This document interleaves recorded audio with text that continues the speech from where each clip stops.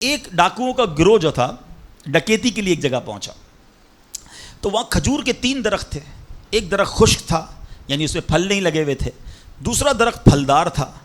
تو ڈاکوؤں کا سردار نے دیکھا کہ ایک چڑیا جو ہے وہ پھلدار درخت سے اڑتی ہے, خشک درخت پر جاتی ہے, واپس پھلدار درخت پہ آتی ہے, پھر خشک درخت پر جاتی ہے.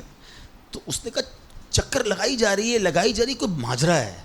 تو اس نے غور سے دیکھا تو کیا دیکھا کہ وہ چڑیا جو ہے وہ پھلدار درخت سے جو ہے وہ کھجور لیتی ہے, اور جب خشک درخت پر جاتی ہے تو وہاں ایک اندھا سانپ منہ کھولے بیٹھا ہے.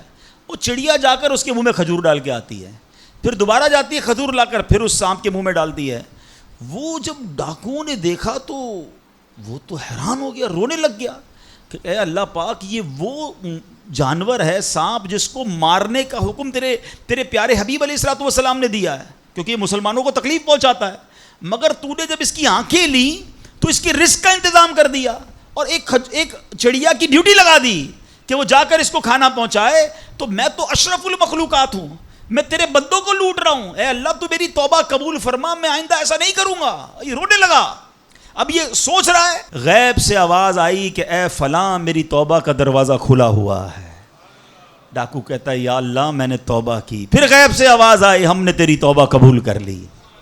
اچھا جب اس نے توبہ کی تو اس کے سارے ساتھی سن رہے تھے کہ سردار آپ نے توبہ کی, ہم نے بھی توبہ کی. کہا سوچو تو صحیح, ہم ڈکیتی کر رہے ہیں, ہم چوری کر رہے ہیں, رب جب اس اندھے سانپ کو روزی دے گا تو ہمیں کیوں نہیں دے گا؟ ہم اللہ کی قدرت پر یقین کیوں نہ رکھیں؟ سب نے توبہ کر لی. اب جب توبہ کر لی تو انہوں نے کہا کہ اب ایسا کرتے ہیں کہ حج کو چلتے ہیں. سارا قافلہ بنا کر ڈاکوؤں کا قافلہ توبہ کر کے چلا حج کرنے کو. جب مکہ پاک کے قریب پہنچے نا تو وہاں ایک نابینا بڑھیا تھی. وہ ہر قافلے والے سے اس ڈاکوؤں کے سردار کا نام لے کے پوچھتی تھی وہ بندہ آیا تو ڈاکوؤں کا جب قافلہ ہے تو کہا ہاں میں ہی تو وہ ہوں. تو کہا یہ میرے کپڑے تمہارے لیے ہیں. بولا آپ مجھے کپڑے کیوں دے رہی ہیں؟ کہا میرا ایک بیٹا تھا اور وہ بیٹا جو ہے اس کے کچھ دن پہلے, بڑا نیک بیٹا تھا میرا, کچھ دن پہلے اس بیٹے کا انتقال ہوا ہے, یہ اسی کے کپڑے ہیں. 3 دن سے مسلسل نبی پاک علیہ الصلوۃ والسلام میرے خواب میں تشریف لا رہے ہیں اور فرما رہے ہیں کہ اس نام کا بندہ آئے گا, اس کو یہ کپڑے دے دینا.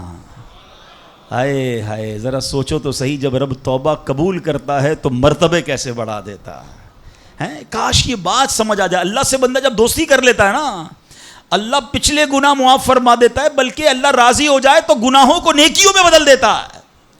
مگر کیسے اس ڈاکو کو توبہ نصیب ہوئی؟ یقین.